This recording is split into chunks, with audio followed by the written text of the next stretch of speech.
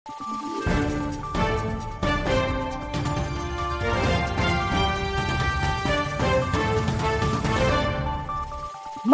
araw, Pilipinas! Ito ang Valiente News hatid sa inyo ng Office of the Vice President.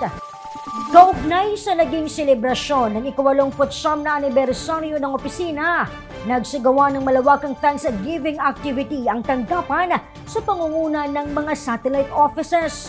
Kung saan ito nakarating, balikan natin sa ulat ni Brian Latasa.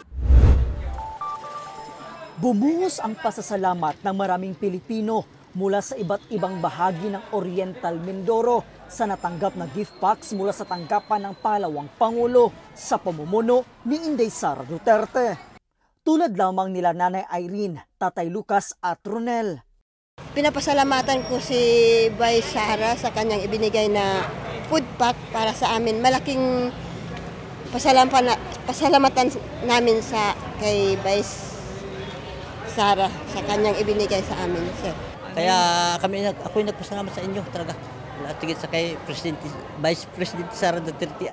Para po sa ating Vice President Sara Duterte, marami pong salamat sa inyong binigay na konting tulong.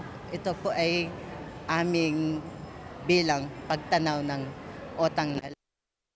Maliban sa Oriental Mindoro, nagsagawa rin ng parehong aktibidad sa Lingayen, Pangasinan, Lagawi, Ifugao, San Fernando, Masbate, Toledo, Cebu Province, Dulag, Leyte, Manok-Manok at Makato, Aklan Province, Marilog, Davao City, Talakag, Bukidnon, Dansolihon, Carmen, Cagayan de Oro City, Butig, Lanao del Sur, Hingog City, Misamis Oriental, Isabela City, Basilan, Zamboanga City at marami pang iba.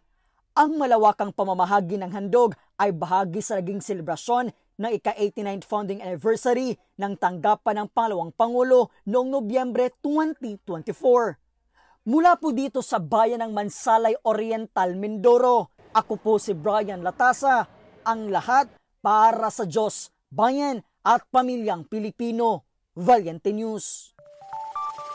Abangan ang iba pang mga balita at impormasyon dito lamang sa Valiente News.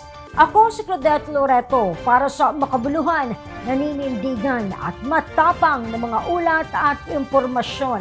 Maraming salamat.